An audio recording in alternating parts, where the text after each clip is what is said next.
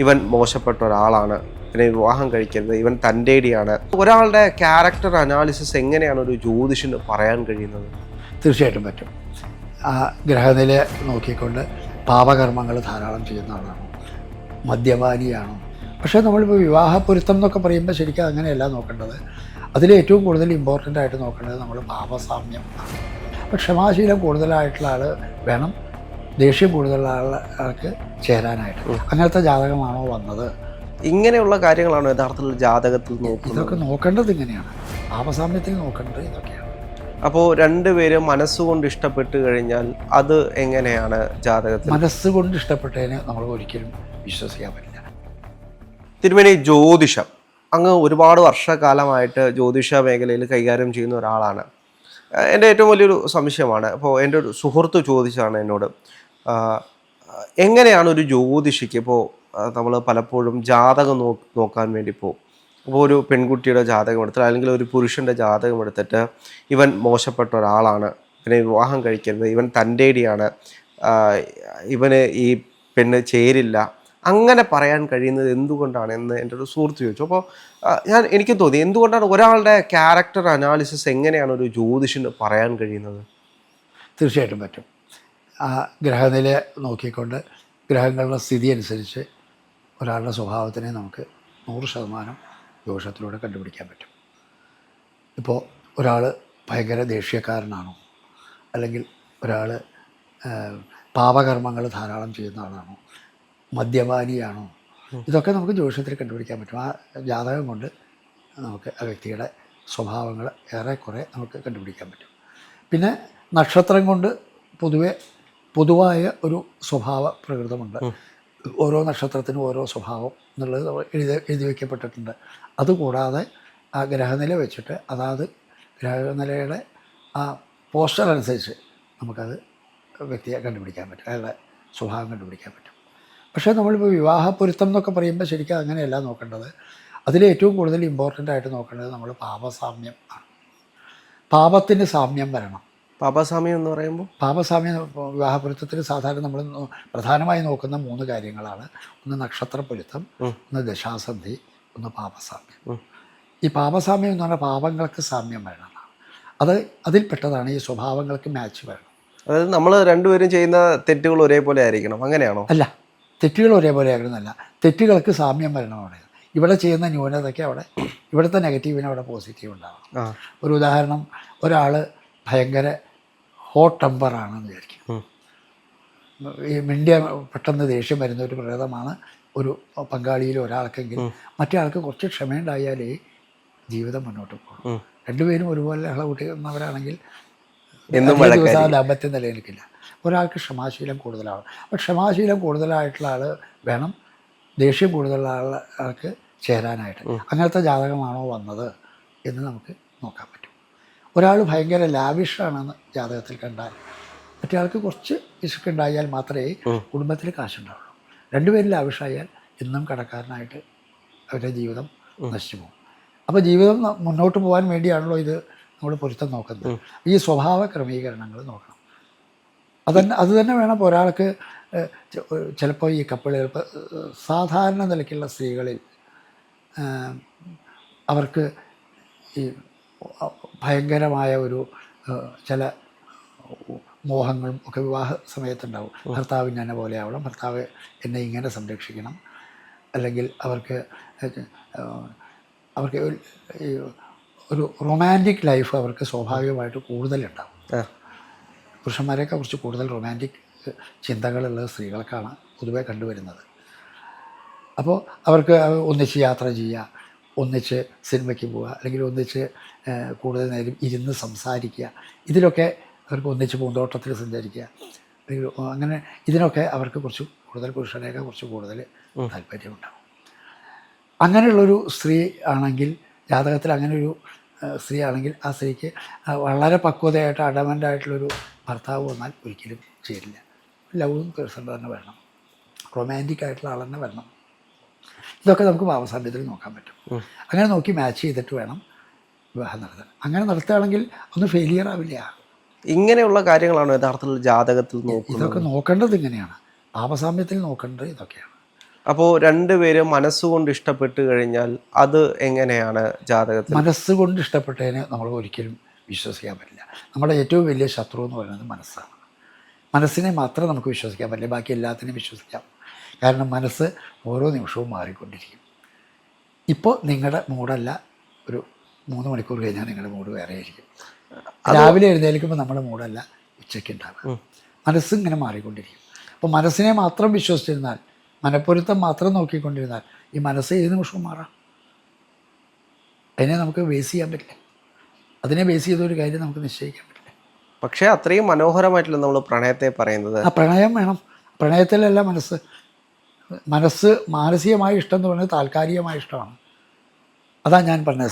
സ്വാഭാവികമായിട്ട് ഈ പ്രണയത്തിൻ്റെ ആ ഒരു മാധുര്യം നമുക്ക് മനസ്സിലാക്കുന്നത് ഈ ആ വ്യക്തിയുടെ ആ സ്വഭാവത്തിനെ ആശ്രയിച്ചാണ്. അതിൽ മാനസികമായൊരു താല്പര്യമുള്ളവർക്ക് മാത്രമാണ് അത് ഭംഗിയായിട്ട് മുന്നോട്ട് കൊണ്ടുപോകാൻ പറ്റുക. അപ്പം അത് രണ്ടു പേർക്കും ഈക്വലാണോ എന്ന് നോക്കേണ്ടത്. ഇല്ലെങ്കിൽ ഒരാളുടെ ഒരു ആഗ്രഹത്തിന് മറ്റേയാൾ തയ്യാറാവാതെ വന്നാൽ അവിടെ ജീവിതം സന്തോഷകരമായിരിക്കും. ഈ കൂടുതൽ പ്രണയിക്കാൻ താല്പര്യമുള്ള നക്ഷത്രക്കാർ ഏതൊക്കെയാണ്? അപ്പോൾ അങ്ങ് ഒരുപാട് വർഷമായിട്ട് ചെയ്യല്ലേ, അപ്പോൾ സ്വാഭാവികമായിട്ടും ചില നക്ഷത്രക്കാർക്കൊരു പല നക്ഷത്രക്കാരും അല്ല, നക്ഷത്രങ്ങളെ കൊണ്ട് അങ്ങനെയല്ല, എല്ലാ നക്ഷത്രക്കാർക്കും അതിന് താല്പര്യം കൂടുതൽ ഉള്ള നക്ഷത്രക്കാരാണ്. നക്ഷത്രത്തിനല്ല അത് കേസ്. നമ്മുടെ ജാതകത്തിലെ ഗ്രഹനില അനുസരിച്ചാണ്, ശുക്രൻ്റെ സ്ഥിതി, 7ാം ഭാവാധിപൻ്റെ സ്ഥിതി ഒക്കെ അനുസരിച്ചാണ് അത് നമ്മളത് കണക്കാക്കുക.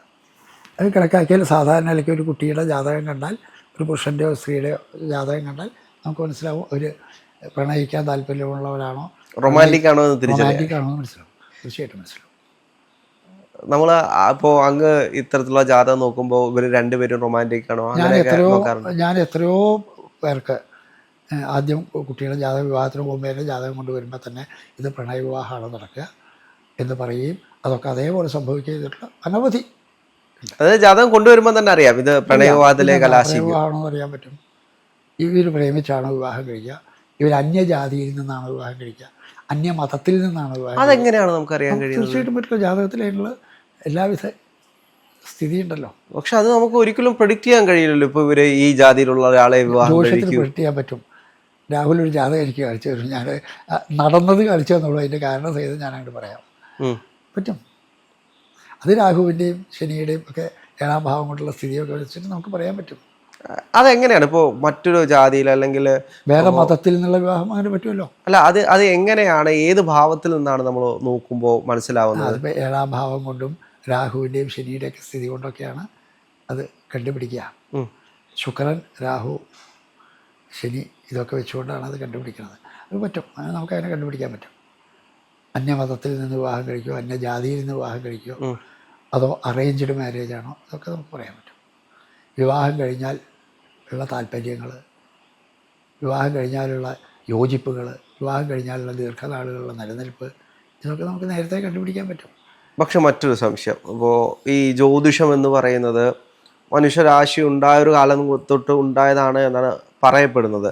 അപ്പോൾ ഈ ജാതിയും മറ്റു കാര്യങ്ങളും എല്ലാം പിന്നീടൊരു കാലഘട്ടത്തിൽ ഉണ്ടായതല്ലേ. അപ്പോൾ ഇന്നത്തെ കാലത്ത് ഇപ്പോൾ അറേഞ്ച് മാരേജ് ആണെങ്കിൽ പോലും ഇന്നത്തെ കാലത്ത് ഉണ്ടായതാണ് എന്ന് പറയപ്പെടുന്നൊരു കാര്യമുണ്ട്. ഒരു 100 വർഷം മുമ്പോട്ട് മാത്രമാണ് ഇതെല്ലാം ഉണ്ടായതെന്ന് പറയുന്നുണ്ട്. അപ്പോൾ ഇതൊക്കെ എങ്ങനെയാണ് ഇപ്പോഴത്തെ ജ്യോതിഷത്തിൽ ഇത് വരുന്നത്? അന്നും ജാതി ഉണ്ടായിരുന്നു. അന്നത്തെ ജാതി എന്ന് പറയുന്നത് ഈ 4 ജാതികൾ മാത്രമായിരുന്നു എന്ന് മാത്രം. അല്ലാണ്ട് ഇപ്പോഴത്തെ ഈ നമ്പൂതിരി, നായർ, ഈഴവർ എന്ന് പറയുന്ന പോലുള്ള ജാതികളായിരുന്നില്ല എന്ന് മാത്രമേ ഉള്ളൂ. അന്നത്തെ ജാതിയിലാണെങ്കിലും ബ്രാഹ്മണനും ക്ഷത്രിയനും വൈശ്യനും ശൂദ്രനും ഒക്കെ ആയിട്ടുള്ള ക്രമങ്ങൾ അന്നും ഈ ജ്യോതിഷമുള്ള കാലത്തും ഉണ്ട്. പിന്നെ ജാതി എന്ന് പറയുന്നത് കൊണ്ട് അന്ന് നമുക്ക് യോജിക്കാത്തതിനെയാണ് അവിടെ ജാതി തിരിക്കുന്നത്. പക്ഷെ ഇതൊരു ശങ്കരാചാര്യരുടെ കാലത്താണ് ഉണ്ടായത് ഇത്തരത്തിലുള്ള 4 ജാതിക്രമങ്ങൾ എന്ന് പറഞ്ഞാൽ ഞാൻ കേട്ടിട്ടുള്ളൂ. അപ്പോൾ അതിനു മുമ്പിട്ടും ജാതി ഇല്ലായിരുന്നു എന്നുള്ളൊരു കാലഘട്ടം ഉണ്ടായിരുന്നു എന്ന്. ഈ ജാതി എന്ന് പറയുന്നത് നമ്മൾ എല്ലാ കാലത്തും ജാതീയമാണ്. അത് എങ്ങനെയാണ് ചിന്തിക്കണമെന്ന് വെച്ചാൽ, നമുക്ക് നമ്മളെ ജാതിയിൽ, നമ്മളെ രീതിയിൽ, നമ്മളെ സംസ്കാരത്തിൽ പെടാത്തത് ആണ് മറ്റേ ജാതി. സംസ്കാരമാണ് ജാതി എന്ന് പറയുന്നത്. ജാതിയുടെ ഡെഫിനിഷൻ സത്യത്തിൽ സംസ്കാരമാണ്. ഇപ്പോൾ കേരളവും തമിഴ്നാടും അല്ല, കേരളം തമിഴ്നാടല്ല, വ്യക്തികൾ തമ്മിലുള്ള സംസ്കാരം. ഇപ്പോൾ ബ്രാഹ്മണൻ്റെ ഒരു സംസ്കാരമല്ല നായന്മാരുടെ സംസ്കാരം. അതുപോലെ ആയിരിക്കില്ല ഒരു പക്ഷേ ഈഴവന്മാരുടെ സംസ്കാരം. അതുപോലെ ആവില്ല ഒരു മുസ്ലിമിൻ്റെ സംസ്കാരം. അതുപോലെ ആവില്ല ക്രിസ്ത്യൻ്റെ സംസ്കാരം. സംസ്കാരങ്ങൾക്ക് വ്യത്യാസമുണ്ട്. ആ സംസ്കാരം അനുസരിച്ചാണ് ഇതിനെയൊക്കെ ക്ലാസിഫൈ ചെയ്തിരിക്കുന്നത്. അപ്പോൾ സംസ്കാരമാണ് ജാതി എന്ന് പറയുന്നത്. ഇത് മറ്റതൊക്കെ ഇപ്പോൾ നമ്മൾ നമ്പൂതിരി, നായർ എന്നൊക്കെ ഇപ്പോൾ പേരിട്ടിരിക്കുകയാണല്ലോ. ഇതൊക്കെ നമ്മളിട്ട പേരുകളാണ്. ഒന്നും അത് നമ്മൾ മനസ്സിലാക്കാൻ വേണ്ടി ചില പേരുകൾ കിട്ടുമെന്ന് മാത്രമേ ഉള്ളൂ. ആക്ച്വലി സംസ്കാരമാണ് ജാതി. ഒരാളുടെ സംസ്കാരത്തിന് യോജിക്കാത്ത ആൾ വരുന്നതാണ് വിജാതിയിൽ നിന്നുള്ള വിവാഹം എന്ന് പറയുന്നതിൻ്റെ അർത്ഥം. അത്രയും കണക്കാക്കിയാണ് ഒന്ന്. പിന്നെ ഈ ജ്യോതിഷം എന്ന് പറയുന്നത് എന്ത് ശാസ്ത്രം, ജ്യോതിഷം എന്ന് മാത്രമല്ല എല്ലാ ശാസ്ത്രങ്ങളും, ഇപ്പം സയൻസ് ആവട്ടെ എന്താവട്ടെ, ഇതൊക്കെ കാലത്തിനനുസരിച്ച് ഇങ്ങനെ മാറിക്കൊണ്ടിരിക്കും. ആ കാലത്തിനനുസരിച്ച് മാറുമ്പോൾ അതിനനുസരിച്ച് ഒരു ചെറിയ ഉദാഹരണം പറഞ്ഞുതരാം. നമുക്ക് ജാതകത്തിൽ ഒരു ജാതകം കണ്ടാൽ ഇയാളെ എന്ത് തൊഴിൽ ചെയ്യണം എന്ന് നമുക്ക് കണ്ടുപിടിക്കാൻ പറ്റും. എന്ത് തൊഴിൽ ചെയ്താൽ ഇയാൾ വിജയിക്കും എന്ന് നമുക്ക് ജാതകത്തിൽ കണ്ടുപിടിക്കാൻ പറ്റും. അപ്പോൾ പണ്ടത്തെ ഇതുപോലെ നെൽകൃഷി ചെയ്യുന്നവനാവാം, അല്ലെങ്കിൽ പച്ചക്കറികൾ നട്ട് കൃഷി ചെയ്യുന്നവനാവാം, അല്ലെങ്കിൽ പണ്ട് കാലത്ത് ഈ വ്യാപാരങ്ങൾ ചെയ്യുന്നവരാണ്. ഇങ്ങനെയൊക്കെ അന്നത്തെ കാലത്തനുസരിച്ചൊക്കെ എഴുതി വെച്ചിട്ടുണ്ടെങ്കിൽ ഇപ്പോൾ അതിന് പകരം അത് ഇലക്ട്രോണിക്സും ഇലക്ട്രിക്കലും കമ്പ്യൂട്ടറും ഒക്കെ ആയിട്ട് മാറിയിട്ടുണ്ട്. അപ്പോൾ കാലമനുസരിച്ച് അതൊക്കെ മാറി. പക്ഷേ ഈ ഗ്രഹങ്ങളെ കൊണ്ട് നമുക്ക് അനുസരിച്ച് കണ്ടുപിടിക്കാൻ പറ്റും.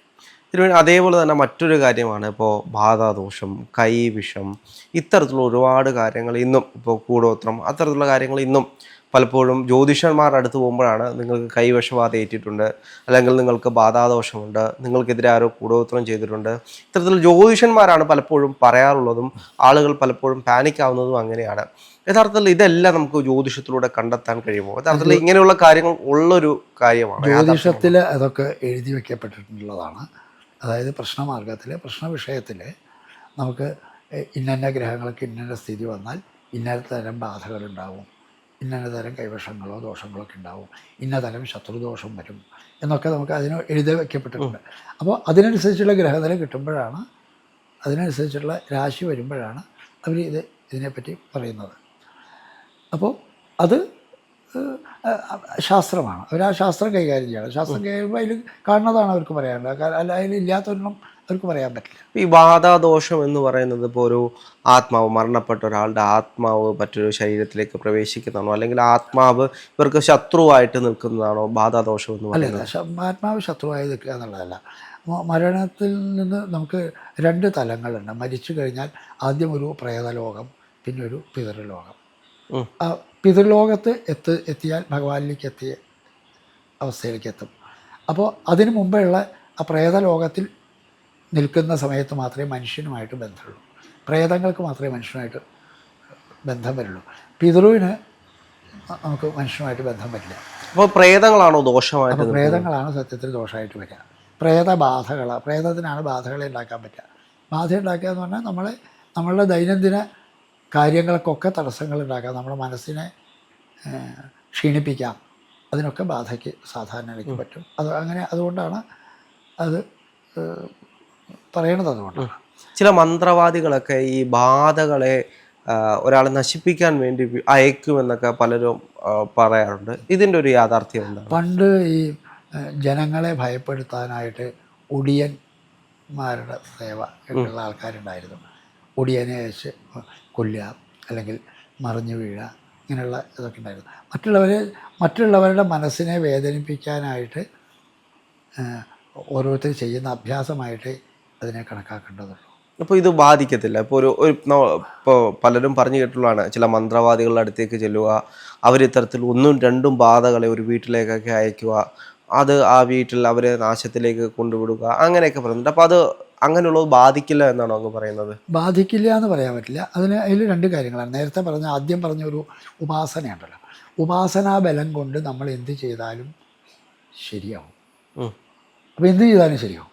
അപ്പോൾ ഒരു വ്യക്തി നശിക്കണം എന്ന് വിചാരിച്ച് ഉപാസനാ ബലമുള്ളവൻ എന്തെങ്കിലും പറയുകയോ പ്രവർത്തിക്കുകയോ ചെയ്താൽ നശിക്കാം. കാരണം അവൻ അതിനുള്ള പവറാണ്. അങ്ങനെ ചെയ്യുന്ന മന്ത്രവാദികളാണെച്ചാൽ അതൊരു പക്ഷേ എഫക്റ്റ് ആയേക്കാം. പിന്നെ ഇത് കേട്ട് ഭയപ്പെടുന്ന മനസ്സുള്ള അംഗങ്ങളാണ് കുടുംബത്തിലെങ്കിൽ അവർ പാനിക്കാവും. മറ്റവർക്കൊന്നും അത്ര പ്രശ്നമില്ല. മനസ്സിൻ്റെ ഭയമുള്ളവർക്ക്, മനസ്സിൻ്റെ ബലക്കുറവുള്ളവർക്ക് ഇത് പെട്ടെന്ന് ക്ഷീണം വരും. അപ്പോൾ അവരുടെ മനസ്സിന് ക്ഷീണം വന്നാൽ പിന്നീട് അവർ പ്രവർത്തിക്കുന്നതെല്ലാം ക്ഷീണിതമായിക്കൊണ്ടുള്ള കാര്യങ്ങളാവും. അപ്പോൾ അയാളത് ചെയ്തു എന്ന് പറയുകയും ഇവിടെ നമുക്കൊരു കാര്യവും ചെയ്യാൻ പറ്റാത്തൊരവസ്ഥ വരികയും ചെയ്യുമ്പോൾ ഓട്ടോമാറ്റിക്കലി നമുക്കത് വിശ്വസിച്ചു വാങ്ങും. അപ്പോൾ ആരെങ്കിലും ചെയ്തിട്ടുണ്ടോ എന്നുള്ളൊരു തോന്നൽ മാത്രമാണോ ഉള്ളത്? അത് എല്ലാ പ്രാവശ്യവും ഉള്ളത് തോന്നൽ മാത്രമാകും, എപ്പോഴും തോന്നലാവില്ല. ചെയ്യാൻ അതിന് സാധ്യതയുണ്ട്. ഇപ്പോൾ നമുക്ക് പോലെ കഴിവുള്ളവർക്ക് അത് ചെയ്യാം.